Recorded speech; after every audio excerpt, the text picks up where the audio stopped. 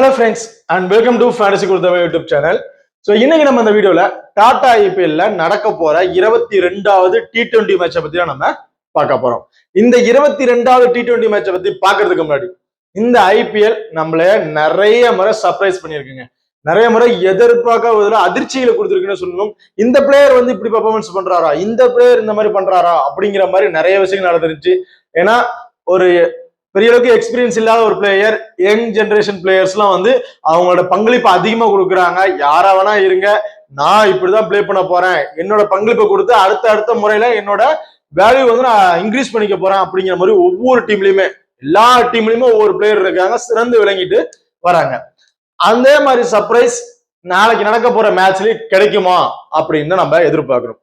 CSK நம்மளே surprise பண்ணிட்டாங்க. என்னால பேக் டு ஃபார்முக்கு வர முடியும், அப்படி வந்தனா சும்மால வர மாட்டேன், யாரும் எதிர்பார்க்காத மாதிரி தான் நான் வருவேன் அப்படிங்கிற மாதிரி அவங்களோட வெற்றியை வேற லெவல்ல கொண்டு வந்தாங்க. பட் கேகேஆர் நம்மளே சர்ப்ரைஸ் பண்ணுவாங்களா, இந்த மேட்சை வின் பண்ணி அவங்களோட அணிக்கான முதல் வெற்றியை அவங்க பெறுவாங்களா அப்படிங்கறதுதான் ஒரு கேள்விக்குறியா வந்து இருக்கு. ஏன்னா ரெண்டு டீமுமே 4 மேட்ச் வந்து விளையாண்டுருக்காங்க. 4ல சிஎஸ்கே ஒரு மேட்ச் வின் பண்ணிட்டாங்க, கேகேஆர் ஒரு மேட்ச் கூட வின் பண்ணல. மழை பெஞ்சதுனால அவங்களுக்கு போன ஒரு பாயிண்ட் அப்படிங்கிற மாதிரி கிடைச்சிருச்சு, இல்லைன்னா அதுலயுமே லாஸ் ஆயிருப்பாங்க. ஸோ இப்போ 4மே லாஸ் ஆன டீம் 4ல 1 வின் பண்ணிருக்கு. கேகேஆர் இந்த மேட்ச் கண்டிப்பா இந்த மேட்ச்ல இருந்து அவங்க ஃபார்முக்கு வந்து வின் பண்ணிட்டு வந்தாதான் அவங்க ஃபைனலுக்கு போய் அந்த டிராஃபியை வின் பண்ணணும் அப்படிங்கிற கனவு நிறைவேறும். அப்படி இல்லைன்னா ஸோ இந்த இதோட முடிவு பண்ணிக்கலாம், கேகேஆர் வெளியதான் அப்படிங்கிறத முடிவு பண்ணிக்கலாம். திருப்பி அந்த அளவுக்கு ஒரு கம்பேக் கொடுத்து வருவாங்களாங்கிறது பெரிய விஷயம் தான். ஸோ அந்த நிலைமையில இருக்கு. ஸோ எல்லாருமே மேட்சை பொறுத்தவரைக்கும் சிஎஸ்கே வின் பண்ணும் அப்படிங்கறத எதிர்பார்க்கறாங்க. பட் அப்படியே உல்டாவாகி கேகேஆர் கூட வின் பண்ணலாம். ஏன்னா சர்ப்ரைஸ் நிறைய எதிர்பாராத விஷயங்கள் நடந்துட்டு இருக்கு. அதே மாதிரி கேகேஆர் பண்ணுதா அப்படிங்கிறத பார்ப்போம். ஃபர்ஸ்ட் மேட்சை பொறுத்த வரைக்கும் 14ஆம் தேதி ஏப்ரல் நடக்குது. சேம் சென்னையோட ஹோம் கிரவுண்ட்ல தான் இந்த மேட்ச் வந்து நடக்குது. டைமிங் இரவு 7:30 மணிக்கு வந்து நடக்குதுங்க. இப்போ நம்ம சென்னையோட பிச் ரிப்போர்ட்டை பார்க்கறதுக்கு முன்னாடி நீங்க இன்னும் நம்ம டெலிகிராம் சேனலை வந்து ஜாயின் பண்ணல அப்படின்னா மறக்காம ஜாயின் பண்ணிக்கங்க. லாஸ்ட் ½ hour மேட்சஸை பத்தி எந்த அப்டேட் வந்தாலும் சரி, புதுசா பிளேயர்ஸ் இருந்தாலும் சரி, இல்ல பிளேயர் மேல இன்ஜுரி கண்டிஷன் ஏதோ ஒன்று மழை பெஞ்சு கேன்சல் எந்த அப்டேட் இருந்தாலும் நான் டெலிகிராம்ல அப்டேட் பண்றேன். நம்ம டெலிகிராம் லிங்க் டிஸ்கிரிப்ஷன்ல இருக்கு, டிஸ்கிரிப்ஷன்ல இருக்க லிங்க் மூலியமா டெலிகிராம்ல ஜாயின் பண்ணிக்கங்க. பிச் ரிப்போர்ட் ஆக்சுவலா எல்லாரும் தெரிஞ்சதுதான். இது வந்து பியூர்லி ஒரு பேட்டிங் ட்ராக்காவே மாறிட்டு வருது. ஸ்பின்னர், ஃபாஸ்ட் போலர் அப்படின்லாம் கிடையாது. நான் பேட்டிங் ட்ராக் தான் இது அப்படிங்கறத முடிவு பண்ணிட்டேன். ஏன்னா அந்த அளவுக்கு பேட்டிங்ல நல்லாவே ஃப்ளோவான அடிக்கிறாங்க. ஸ்கோர் 200க்கு மேல போயிட்டு இருக்கு இந்த வினுல. இதுக்கு முன்னாடி இந்த அளவுக்கு ஸ்கோர் போனது கிடையாது. பவுலரோட ஆதிக்கமா இருந்துச்சு, இப்ப பேட்டரோட ஆதிக்கமா மாறிட்டு இருக்கு. இதுல ஸ்டார்ட் அப்ல ஸ்விங் கிடைக்கிறதுனால 3 ஓவர்ல ஃபாஸ்ட் பவுலர் டாமினேட் பண்றாங்க. ஒரு 10 ஓவருக்கு அப்புறம் ஸ்பின்னருக்கு கொஞ்சம் சப்போர்ட் வந்து கிடைக்குது. ஆனா சொல்லிக்கிற அளவுக்கு பெரிய சப்போர்ட் எதுவும் இல்ல இந்த வினுல. சோ லாஸ்டா இந்த மேட்ச் எல்லாம் பார்க்கும்போது சேஸ் பண்ற டீமோட ஃபர்ஸ்ட் பேட் பண்ற டீமே கொஞ்சம் நல்லா வின்னிங்ஸ் வருது. இந்த மேட்ச் டியூ இருக்கு அப்படிங்கிற பட்சத்துல, லாஸ்ட் மேட்ச் டியூ இல்ல, வெயில் பயங்கர இருக்காது, டியூ சுத்தமா இல்ல, அதனால செகண்டா போல் பண்ணும்போது உங்களுக்கு நல்ல சப்போர்ட் இருந்துச்சு. இந்த மேட்ச் இன்கேஸ் டியூ இருந்துச்சு அப்படின்னா சேஸ் பண்ற டீம் தான் வின்னிங் ரேஷியோ கொஞ்சம் அதிகம். இதுல சென்னை அண்ட் கேகேஆர் லாஸ்ட் வருஷம் 2025ல அவங்க பிளே பண்ண ரெக்கார்ட்ல பார்க்கும்போது சிஎஸ்கேவை கிட்டத்தட்ட ரொம்ப லோவஸ்ட் ஸ்கோர்லயே வந்து சுருட்டிட்டாங்கன்னு தான் சொல்லணும். கிட்டத்தட்ட ஒரு 103 சம்திங், 103 அப்படிங்கிற ஸ்கோர்லயே அவங்க 10 விக்கெட்டுமே வந்துட்டாங்க சிஎஸ்கே ஃபர்ஸ்ட் பேட் பண்ணும்போது. அது கேகேஆர் வந்து பாத்தீங்கன்னா 10 ஓவர்லயே அந்த ஸ்கோரை அடிச்சு மேட்சை வின் பண்ணிட்டாங்க. பவுலர்ஸுக்கு பாத்தீங்கன்னா 100 அகமது, அன்சுல் காமாட்சி இவங்க 2 பேர் மட்டும் தான் விக்கெட் எடுத்தாங்க. வேற எந்த பிளேயருமே பெருசா விக்கெட் எடுக்கல. அடுத்தடுத்து வர பேட்ஸ்மேன் ஸ்டேபிளா நின்று பேட்டிங்கை முடிச்சிட்டாங்கன்னு சொல்லணும். ஸோ சிஎஸ்கேல யார் யாருக்கு விக்கெட் எடுத்திருக்காங்க, சிஎஸ்கே டீம் யார் விக்கெட் எடுத்திருக்காங்கன்னு பாத்தீங்கன்னா கேகேஆரை பொறுத்த வரைக்கும் ஹர்ஷித் ராணா டீம்ல இல்ல, மொயின் அலி டீம்ல இல்ல, சுனில் நரேன், வருண் சக்கரவர்த்தி இந்த 2 பேருமே நல்ல ஒரு விக்கெட்டிங் ஆப்ஷன் பவுலரா வந்து இருந்திருக்கிறாங்க. வைபவ் அரோரா சம்திங் ஒரு விக்கெட். அவ்வளவுதான். கிட்டத்தட்ட ஹர்ஷித் ராணா இல்லங்கிறத ஒரு மைனஸ். மத்த 3 பவுலர்ஸுமே நல்ல விக்கெட்ஸ் கிடைச்சிருக்கு இந்த வினுல. சுனில் நரேன் பிளே பண்ணிட்டாரு, வருண் சக்கரவர்த்தி இன்னும் உள்ள வரல. கண்டிப்பா இந்த மேட்சுக்கு வருண் சக்கரவர்த்தி உள்ள கொண்டு வரதுக்கான வாய்ப்புகளும் கொஞ்சம் இருக்கு. எதா இருந்தாலும் டெலிகிராம்ல நான் ப்ராப்பரா அப்டேட் பண்றேன். சோ இந்த ரெக்கார்டை பார்க்கும் போது எனக்கு தெரிஞ்சு கேகேஆர் லாஸ்ட் மேட்ச் நல்லா இருந்தாங்க, லாஸ்ட் சீசன் நல்லா இருந்தாங்க. இந்த சீசன் அப்படியே சேஞ்ச் ஆயிட்டு வந்திருக்கிறாங்க. ஓவராலா MA Chidambaram stadium venue record பாத்தீங்கன்னா 148 மேட்ச். சேஸ் பண்ண டீமோட ஃபர்ஸ்ட் பேட் பண்ண டீம் இப்ப அதிகமான மேட்சஸ் வந்து வின் பண்ணிக்கிட்டு வராங்க.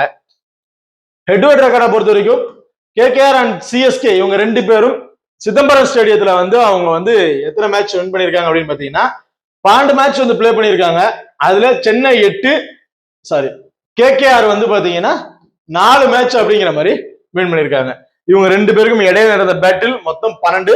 அதுல சென்னை தான் அதிகமான மேட்சஸ் வந்து வின் பண்ணிருக்காங்க. இந்த வெனுல வந்து பாத்தீங்கன்னா இவங்களுக்கு இடையே அந்த பேட்டில்ல கிட்டத்தட்ட கேகேஆர் வந்து பாத்தீங்கன்னா 102 ரன் அப்படிங்கிற மாதிரி அடிச்சிருக்காங்க. சிஎஸ்கே 205 ரன் அப்படிங்கிற மாதிரி அடிச்சு. இப்போ ரெண்டு டீமோட பாசிபிள் 12 பேர் யார் யாரு அப்படிங்கிறத பார்ப்போம். எல்லாருமே டுவால் பிரேவிஸ் வரல அப்படிங்கிற மாதிரி சொல்லிட்டு இருந்தாங்க. டுவால் பிரேவிஸ் வந்ததுக்கு அப்புறம் அவருக்கு பேட்டிங் ஆட கொடுக்கவே மாட்டேறாங்க, நாங்க 3 பேருமே முடிச்சு போடுறோம் அப்படிங்கிற மாதிரி முடிச்சிட்டாங்க. அப்புறம் எதுக்கு டுவால் பிரேவிஸ் எதிர்பார்த்தாங்கன்னு தெரியல. லாஸ் ஆன 3 மேட்சுமே டுவால் பிரேவிஸ் இல்லைன்னாங்க. டுவால் பிரேவிஸ் வந்ததுக்கு அப்புறம் வின் பண்ணிட்டாங்க. பட் டுவால் பிரேவிஸ் பேட்டிங் ஆப்ஷனுக்கே வரல. அது என்ன காம்பினேஷன் ஒன்றும் புரியல. சோ இப்போ இதுதான் உங்களோட லைனப்ஸா இருக்கு. Ruturaj Gaikwad, Sanju Samson, Ayush Mhatre, Sarfaraz Khan, Dube, Dewald Brevis, Overton, Noor Ahmad, Anshul Kamboj, Gurjapneet Singh, Khaleel Ahmed and Akeal Hosein. So இதுதான் சிஎஸ்கோட ஒரு ப்ராப்பர் 12 பேர் கொண்ட டீம் வந்து இருக்கு. அண்ட் கேகேஆரை பொறுத்த வரைக்கும் ஃபின் ஆலன், ரஹேனே 2 பேரும் இன்னிங்ஸ் ஓபன் பண்ண போறாங்க. Cameron Green, Raghuvanshi, Rovman Powell, Rinku Singh, Ramandeep Singh, Sunil Narine, Anukul Roy, Navdeep Saini, Vaibhav Arora, Kartik ஜாகி. சோ இதுதான் கேகேஆரோட ஒரு ப்ராப்பர் 12 பேர் கொண்ட டீமா வந்து இருக்கு. ஓகே, இப்ப ரெண்டு டீமோட பவுலிங்ல யார் யாரு 4 ஓவர் போல் பண்ணுவாங்கன்னு பாத்தீங்கன்னா 100% சுனில் நரேன் அண்ட் அன்குல் ராய், வைபவ் அரோரா இந்த 3 பேருமே 4 ஓவர் வந்து போட்டுருவாங்க. இன்கேஸ் சுனில் நரேன் உள்ள வராரு அப்படின்னா, ஏதா இருந்தாலும் நான் லாஸ்ட் ஹாஃப் அன் ஹவர்ல அப்டேட் பண்றேன். சுனில் நரேன் உள்ள வந்தார் அப்படின்னா சுனில் நரேன் 4 ஓவர் போட்டுருவாரு. அப்படி இல்லைன்னா பேலன்ஸ் இருக்க ஓவர நவதீப் சைனி, கார்த்திக் ஜாகி, கேமரான் கிரீன் இவங்க 3 பேருமே ஷேர் பண்ணி பவுல் பண்றதுக்கான வாய்ப்புகள் தான் வந்து இருக்க போகுது. அதே சென்னையை பொறுத்த வரைக்கும் கலீல் அகமது 3, அன்சுல் கமோஜ் 4, ஓவர்டன் 4, நூர் அகமது 3, அப்புறம் பேலன்ஸ் இருக்க ஓவர குர்ஜிப்னீத் சிங்கும் அகில் உசேனும் சேர்ந்து பவுல் பண்றதுக்கான வாய்ப்புகள் வந்து இருக்க போகுது. ஓகே, இப்போ ரெண்டு டீமோட பிளேயர்ஸ்ல அவங்க என்ன மாதிரி பெர்ஃபார்மன்ஸ் பண்ண வாய்ப்புகள் இருக்கு அப்படிங்கறத பாக்கிறதுக்கு முன்னாடி ரெண்டு டீமும் லாஸ்ட் மேட்ச் என்ன மாதிரி ஸ்கோர்ஸ் பண்ணிருக்காங்க அப்படிங்கறத பாத்துருவோம். கேகேஆரை பொறுத்த வரைக்கும் லக்னோவோட பிளே பண்ணாங்க. ரஹேனே விளையாண்ட எல்லா மேட்சுமே ஒரு நல்ல டார்கெட் தான். ஒரே ஒரு மேட்ச் தான் 3 மேட்சுமே 50+ ரன் அப்படிங்கிற மாதிரி ஸ்கோர்ஸ் கொண்டு போயிட்டு தாங்க இருக்காங்க. சூப்பரான ஃபார்ம்ல இருக்காரு. 41. Finn Allen 2 match totally flop. முதல் 2 மேட்ச் ஆன மேட்ச் மாதிரி இல்ல, அடுத்த 2 மேட்சுமே டக்குனு விக்கெட்டை வந்து விட்டுட்டாரு. ரகுவன்சி வேற லெவல் நாக்குங்க. எல்லா மேட்சுமே நான் 50+ ஸ்கோர் அடிப்பேன் அப்படிங்கிற மாதிரி அடிச்சுட்டே இருக்காரு. 3 மேட்சுமே, ஒரு மேட்ச் தான் மழை வந்து கேன்சல் ஆச்சு, மத்த 3 மேட்ச்லயுமே சூப்பர் ரெக்கார்ட். இவரை வந்து நம்ம எதுலயுமே அவரை வந்து கம்பேர் பண்ணவே முடியாது, அந்த அளவுக்கு நல்ல ரெக்கார்ட் வச்சிருக்காரு. Cameron Green back to form. Rinku Singh பெரிய ஃபார்ம்ல இல்ல. ரோமன் பவுல் அகைன் அவர் ஃபார்முக்கு வந்து வந்துட்டாரு. இதுல பவுலர்ஸ் யாருக்கு கிடைச்சதுன்னா வைபவ் அரோரா, அன்குல் ராய், சுனில் நரேன் 1, கார்த்திக் ஜாகி 1, கேமரான் கிரீன் 1. சோ இந்த மாதிரி ஆப்ஷன் கிடைச்சது. நவதீப் சைனிக்கு வந்து பெருசா விக்கெட்ஸ் வந்து கிடைக்கல. சென்னையை பொறுத்த வரைக்கும் சஞ்சு சாம்சன், நான் சொன்னேன்ல, சென்னையை பொறுத்த வரைக்கும் நாங்க ஃபார்முக்கு வந்தோம்னா யாருமே எதிர்பாராத அளவுக்கு ஒரு நல்ல ஒரு பெரிய ஸ்கோர் அடிச்சுதான் ஃபார்முக்கு வருவோம் அப்படிங்கிற மாதிரி எதிர்பார்த்தாங்க. ஸோ 212 ஒரு நல்ல ஸ்கோர் தான்.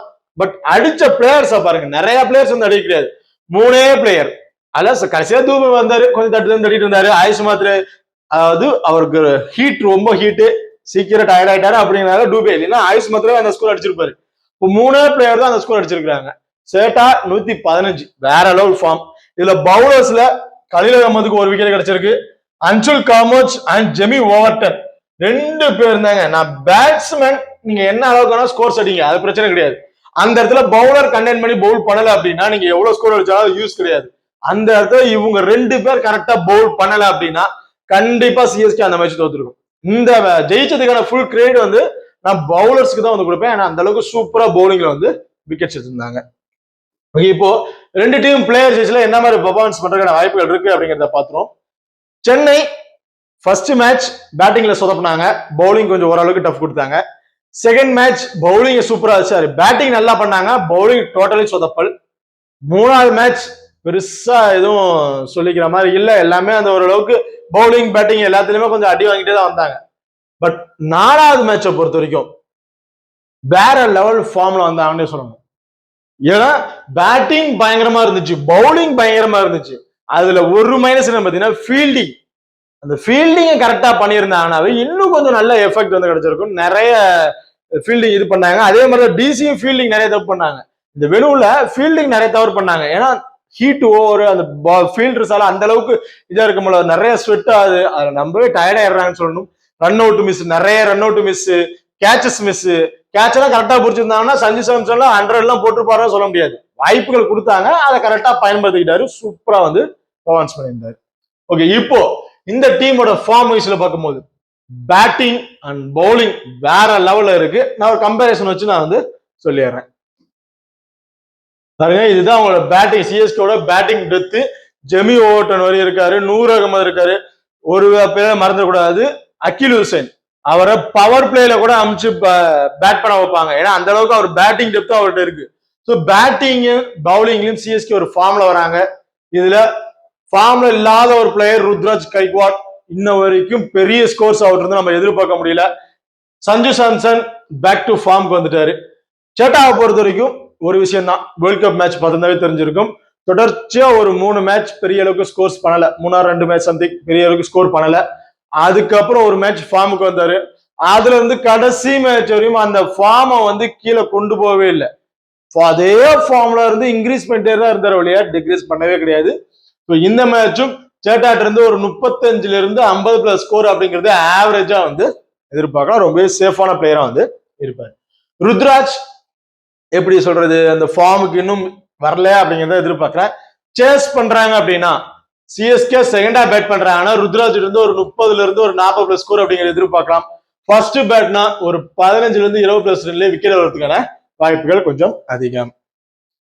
அண்ட் இவங்க 2 பேரும் யார்கிட்ட விக்கெட் எடுக்கிறதுக்கு வாய்ப்புகள் இருக்கு அப்படின்னு பாத்தீங்கன்னா, ஸ்டார்டிங் பவர் பிளேல வைபவ் அரோரா, கார்த்திக் தியாகி இவங்க 2 பேர் பவுல் பண்றாங்க. அண்ட் நவதீப் சைனி அவர் கூட சம்டைம் ட்ரை பண்றாங்க. பட் நவதீப் சைனி வந்து பாத்தீங்கன்னா 2 மேட்சுமே டோட்டல் ஃபிளாப், பிளேயர்ஸை மாத்துறதுக்கான வாய்ப்புகள் இருக்கு. அண்ட் வைபவ் அரோராக்கும் ருத்ராஜ் கைக்வாடுக்கும் ஒரு பேட்டில் இருக்க வாய்ப்புகள் இருக்கு. சேட்டா கொஞ்சம் சேஃபா வந்து பிளே பண்ணிடுவாரு. அதுக்கப்புறம் சுனில் நரேனுக்கும் சேட்டாக்கும் ஒரு வாய்ப்புகள் இருக்க, ஒரு பேட்டில் இருக்க வாய்ப்புகள் இருக்கு. அடுத்த 4 பேட்ஸ்மேன் இதை சர்ஃபாஸ் கானை நீங்க எதுலையுமே கன்சல்ட் பண்ண வேணாம். இப்படி இவர்கிட்ட விக்கெட் விட்டுருவாரா, இவர்கிட்ட விக்கெட் விட்டுருவாரான்னு யோசிக்க வேணாம். விக்கெட் இவர் விட்டாலும் பரவாயில்ல, ஆனா அந்த விக்கெட்டை விடுறதுக்கு முன்னாடி 40ல இருந்து 50+ ஸ்கோர் அப்படிங்கிறத அவர் டார்கெட் வந்து கொண்டு போயிடுறாரு. சோ அப்ப அவர் விக்கெட் சீக்கிரம் ஏர்லியா போனாலும் பெருசா அவர் இம்பாக்ட் பண்ண போறது கிடையாது, அவரோட பங்களிப்பை கரெக்டா வந்து கொடுத்துட்டு போயிடுறாரு.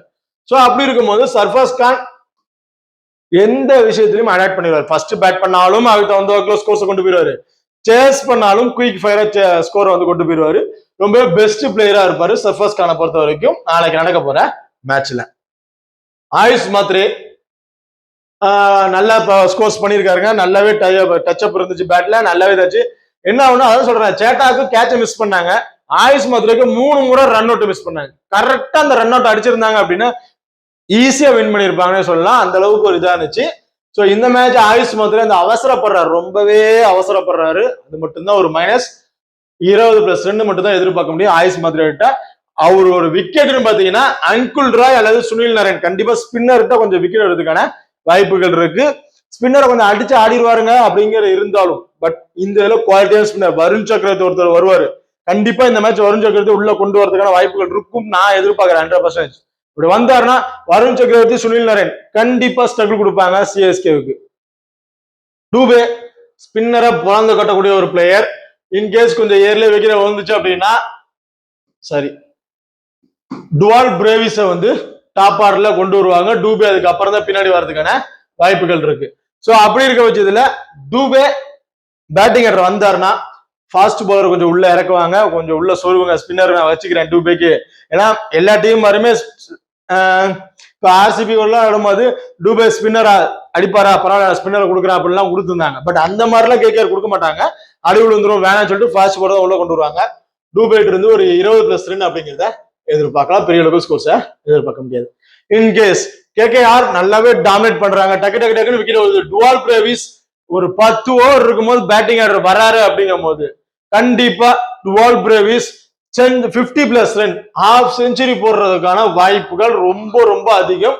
பயங்கரமான ஃபார்ம்ல இருந்து வராரு. தொடர்ச்சியா மேட்சஸ் 4 மேட்சஸ் அவருக்கு பேட்டிங் ஆப்ஷனே இல்ல. 3 மேட்ச் இன்ஜுரி, ஒரு மேட்ச் உள்ள வந்தாலும் பேட்டிங்ல இல்ல, ஃபீல்டிங் பயங்கரமா பண்ணாரு. பட் இந்த மேட்ச் பேட்டிங் கிடைச்சது அப்படின்னா அவர் யாரு அப்படிங்கறத ப்ரூவ் பண்றதுக்கான வாய்ப்புகள் இருக்கு. ஓகே, சிஎஸ்கேவோட பேட்டிங்கா பார்த்துட்டோம். கேகேஆரோட பவுலிங்ல யாருக்கு விக்கெட்ஸ் கிடைக்கும் அப்படின்னு பாத்தீங்கன்னா வைபவ் வராரா ஆக்சுவலா 2 விக்கெட் வரையும் எடுப்பார் அப்படிங்கிற எதிர்பார்க்கிறேன். கார்த்திக் ஜாகி 1 விக்கெட் வரையும் கிடைப்பதற்கான வாய்ப்புகள் வந்து இருக்கு. ஏன்னா அவரோட பால் நல்லாவே ஸ்விங் ஆகுது, வேகத்துல ஸ்விங் ஆகுது. அதுல ஸ்டார்ட் அப் ஓபனர் 2 பேர் ஸ்ட்ரகிள் ஆகிறதுக்கான வாய்ப்புகள் இருக்கு. ஸோ அது ஒரு விக்கெட். அதுக்கப்புறம் அன்குல் ராய் ஒரு spinner, left arm orthodox bowler, நிறைய ரைட் ஹேண்டர்ஸ், ஒரே ஒரு லெப்ட் ஹேண்டர் டூபியை மட்டும் தான், எல்லாமே ரைட் ஹேண்டர்ஸ்னால அன்குல் ராய்ட் இருந்து 1 விக்கெட், அன்எக்ஸ்பெக்டான 2 விக்கெட் அப்படிங்கிற ஆப்ஷன் நம்ம எதிர்பார்க்கலாம் இந்த இதுல. ஸோ ஃபாஸ்ட் பவுலரை விட்டுருங்க. ஸ்பின்னர்ல சுனில் நரேன் இருக்காரு. அவருக்கு விக்கெட் கிடைக்கலனாலும் ஸ்லோ டவுன் பண்ணிட்டு போயிடுவாரு, ஓவரை ரொம்ப ஸ்லோவாக்கிட்டு போயிடுவாரு. 4 ஓவருமே பெரிய ஸ்கோர்ஸ் கொடுக்காம விட்டு போயிடுவாரு. இன்கேஸ் வருண் சக்கரவர்த்தி உள்ள இருக்காரு, நவதீப் சைனி பால வருண் சக்கரவர்த்தி உள்ள வந்துட்டாரு அப்படிங்கறத வச்சுக்கோ. சோ அப்ப சுனில் நரேன் 1 விக்கெட் எடுக்கிற ஆரம்பிச்சிட்டாரு அப்படின்னா அவரு எப்படி பந்து போட இதா ஆகுது, விக்கெட் கிடைக்காதுன்னு வருண் சக்கரவர்த்திக்கு ஒரு இன்ஜெக்ஷன் கொடுக்க ஆரம்பிச்சுவாரு. வருண் சக்கரவர்த்தி அதன்படியே போய் விக்கெட்டை எடுக்கக்கூடிய வாய்ப்புகள் அதிகமாயிரும். சோ நாளைக்கு நடக்கிற மேட்ச்ல ஸ்பின்னர் எந்த அளவுக்கு உள்ள எத்தனை பேர் உள்ள கொண்டு வராங்க பொறுத்துதான் அவங்களோட இம்பாக்ட் எப்படி இருக்குங்கிறத நம்ம முடிவு பண்ண போறோம். இன்கேஸ் வைபவ் வராரா 2 விக்கெட் எடுத்துட்டாரு, கார்த்திக் தியாகிக்கு 1 விக்கெட், ஸ்பின்னர் கொஞ்சம் அடி வாங்குறாங்க, அதாவது வைபவ் அன்குல் ராய்க்கு பெருசா விக்கெட் கிடைக்கல, சுனில் நரேன் கொஞ்சம் ஸ்டேபிள் பவுல் பண்ணிட்டாரு அப்படின்னா அந்த இடத்துல அடி வாங்குற இதுல கேமரன் கிரீனுக்கு பவுலிங் ஆப்ஷன் கொடுத்துருவாங்க. லாஸ்ட் மேட்ச் பவுலிங்கும் பண்ணி விக்கெட் எடுத்து நல்லா இது பண்ணிட்டாரு. ஓவர் பவுன்சர் போற நம்ம டால் பிளேயருங்கனால பவுன்சர்ஸ் நிறைய வருது. கண்டிப்பா அந்த பவுன்சர்ல 1 விக்கெட் எடுப்பாரு அப்படிங்கிற மாதிரி நான் எதிர்பார்க்கிறேன். அடுத்ததா கேகேஆரோட பேட்டிங் டெத்து ரமன்தீப் சிங் வரையுமே இருக்குது. ஸோ இந்த டாப் 6 பேர் வச்சு நான் வந்து சொல்றேன். இந்த 6 பேருமே ரொம்ப குவாலிட்டியான பேட்டருங்க. அவங்கள்ட்ட பவுலிங்ல கொஞ்சம் மைனஸ் வருது ஒழிய பேட்டிங்ல மைனஸ் நான் சொல்லவே மாட்டேன். நீங்க 200க்கு மேல டார்கெட்டை பிக்ஸ் பண்ணாலும் அந்த ஸ்கோர் அடிக்கக்கூடிய பவர் ஹிட்டிங் உள்ள பிளேயர்ஸ் தான் இருக்காங்க. பின் ஆலனுக்கெல்லாம் மாட்டிருச்சு அப்படின்னா 2 ஓவர்ல 50+ ரன் அடிச்சிருவாரு. கிட்டத்தட்ட 12 பால்ல 50+ ரன் அடிக்கக்கூடிய பவர் ஹிட்டிங் உள்ள பிளேயர்.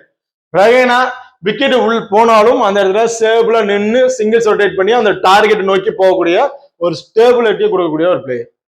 கிரீன் ஃபார்முக்கு வந்துட்டாரு சொன்ன தொடர்ச்சியா 3 மேட்ச் பெருசா ஃபார்ம்னா அடுத்த மேட்ச் வந்து பாத்தீங்கன்னா ஸ்டார்ட் அப்ல ஸ்லோவா இருந்தாலும் அதுக்கப்புறம் போக போக அடிச்சு ஒரு நல்ல ஃபார்முக்கு வந்துட்டாரு. பவுலிங் ஆப்ஷன் ரகுவன்சி எல்லா மேட்ச்லயுமே அதே ஃபார்மை வந்து கடைபிடிக்கிறாரு. ரோமன் பவுல் இவர் பெருசா பவர் கொடுத்து அடிக்கிற மாதிரி இருக்காது, ஆனா பால் போற 6 பவுண்டரிஸ்னு போயிட்டு இருக்கும். நல்ல பிளேயர்.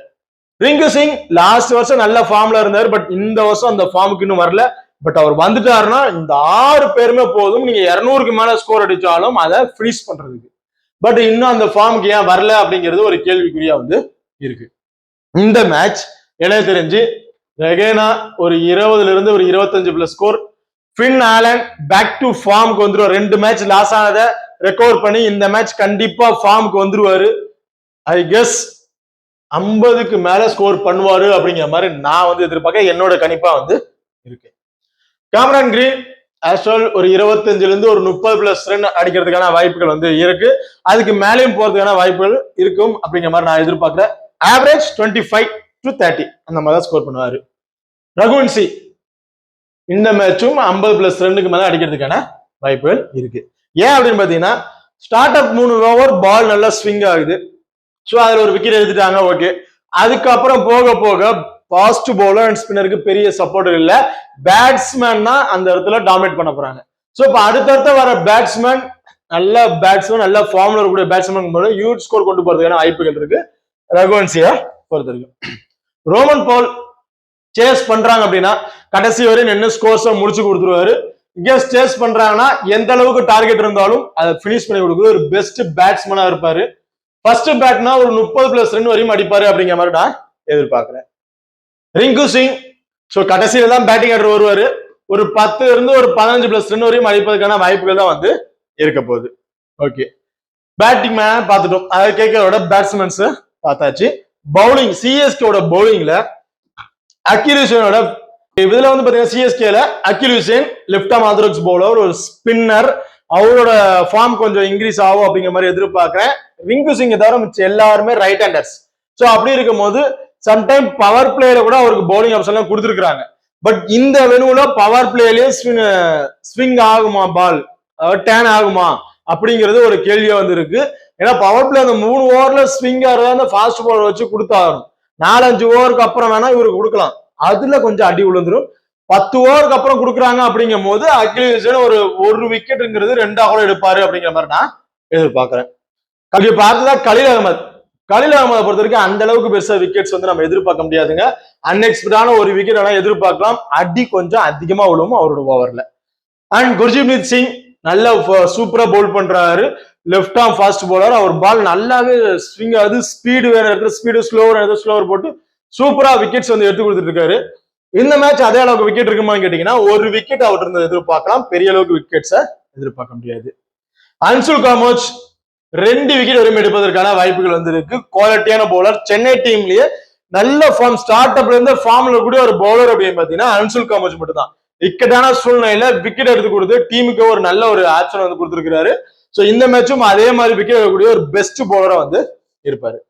நூர் அகமது அவர்கிட்ட இருந்து ஒரு விக்கெட் வரைக்கும் எதிர்பார்க்க முடியும். சென்னை டீம்ல இருக்க ஒரு பிளஸ் பாத்தீங்கன்னா கேப்டன் மட்டும்தான் பவுலர்கிட்ட போயிட்டு இந்த மாதிரி பண்ணுங்கன்னு சொல்லணும் அவசியம் கிடையாது. யார் வேணா நீங்க சொல்லுங்க, அது பிளஸ்ஸா இருந்தா நம்ம ஏத்துக்குவோம் அப்படிங்கிற மாதிரி தான் பண்றாங்க. அதே மாதிரி சேட்டா இவருக்கு நல்ல பாலை கொஞ்சம் தள்ளி போடு அப்படிங்கிற மாதிரி சொல்லியிருந்தாங்க லாஸ்ட் மேட்ச். அதே மாதிரி போட்டு டிசிக்கு விக்கெட் எடுக்க ஒரு ஆப்ஷனா வந்து இருந்திருந்தாரு. ஓவர்டன் லாஸ்ட் மேட்ச் 4 விக்கெட் ரொம்ப சூப்பரா பவுல் பண்ணியிருந்தா சொல்லணும். ரொம்ப கம்மியான ஸ்கோர், எக்கானமி ரேட் வந்து 4.4 சம்திங் அப்படிதான் இருந்துச்சு. அந்த அளவுக்கு சூப்பரா பவுல் பண்ணியிருந்தாரு. ஒரு ஓவருக்கு 4 ரன்னுக்கு மேல கொடுக்கல, விக்கெட்ஸ் 2-3 விக்கெட் எடுத்துட்டே இருந்தாரு. ஸோ குவாலிட்டியான பவுலர். இந்த மேட்ச் அந்த மாதிரி நீங்க எதிர்பார்க்காதீங்க. ஃபாஸ்ட் மேட்ச் இருந்த அந்த 4 விக்கெட் கண்டிப்பா இந்த மேட்ச் இருக்க போறது கிடையாது. ஒரு விக்கெட் அதிகமா வேணா 2, அந்த 4 எதிர்பார்க்க முடியாது. 1 அன்எக்ஸ்பெக்டா 2 இந்த மாதிரி தான் எதிர்பார்க்க முடியும். கேகேஆர் இந்த மேட்ச் கொஞ்சம் டஃப் கொடுப்பாங்க அப்படிங்கிற மாதிரி நான் எதிர்பார்க்கிறேன். நிறைய எதிர்பாராத விஷயங்கள்லாம் மேட்சஸ்ல நடந்து வந்துட்டு இருக்கு. அதுலயும் இந்த மேட்ச்ல நிறைய எதிர்பாராத விஷயங்கள் வந்து நடப்பதற்கான வாய்ப்புகள் அதிகம். ஓகே, இப்போ 2 டீமோட பிளேயர் சைஸ்ல அவங்க யார் யாரு என்ன பெர்ஃபார்மன்ஸ் பண்றதுக்கான வாய்ப்புகள் இருக்கு அப்படிங்கிறத பார்த்துட்டோம். இதுல யார் யாருக்கு இம்பார்ட்டன்ட் கொடுத்துக்கலாம்னு பாத்தீங்கன்னா சஞ்சு 100% 1, ருத்ராஜ் அல்லது ஆயுஷ் மாத்ரே 2, சர்ஃபாஸ் கான் அல்லது டூபேங்கிற டுவால் பிரேவிஸ் 3. இந்த 3 பிளேயர் பேட்டிங் டெப்த்ல. பவுலிங்ல அன்சுல் காமேஜ் 1, அகில் ஹுசைன் 2, கலீல் அகமது அல்லது ஓவர்டன் 3. இந்த 3 பேரை இம்பார்ட்டன்ட் கொடுத்து நாளைக்கு மேட்ச்ல நல்லா பெர்ஃபார்மன்ஸ் பண்றதுக்கான வாய்ப்புகள் இருக்கு. அண்ட் கேகேஆர்ல Finn Allen 1, Raghuvanshi 2, Cameron Green அல்லது ரகைனா 3. இந்த 3 பிளேயர். பவுலிங்ல சுனில் நரேன் 1, வைபவ் அரோரா 2, வருண் சக்கரவர்த்தி வந்தாருன்னா வருண் சக்கரவர்த்தி 3, அப்படி இல்ல Kartik Tyagi 3, and Rovman Powell அல்லது அன்குல் ராய் 4. இந்த 4 பிளேயர் அண்ட் பேட்டிங்ல 3. ஸோ இவங்களோட ஃபார்ம் பயங்கரமா இருக்கும் அப்படிங்கிற மாதிரி நான் வந்து எதிர்பார்க்கிறேன். 2 டீமுமே பயங்கரமா டஃப் கொடுக்கும். ஈஸியா ஒரு மேட்ச் ஒரு டீம் ஏதாச்சும் ஒரு டீம் ஈஸியா ஜெயிச்சிரும் அப்படிங்கிற மாதிரி நம்ம எதிர்பார்க்க முடியாது. 2 டீமுமே ஈக்குவல் டஃப் தான் கொடுப்பாங்க அப்படிங்கிற மாதிரி நான் எதிர்பார்க்கிறேன். ஓகே, இப்போ இந்த வீடியோ வந்து உங்களுக்கு பிடிச்சிருக்கு நம்புறேன். ஸோ இந்த வீடியோ பிடிச்சிருந்துச்சு அப்படின்னா மறக்காம லைக் பண்ணுங்க அண்ட் ஷேர் பண்ணுங்க, சப்ஸ்கிரைப் பண்ணுங்க. தேங்க்யூ.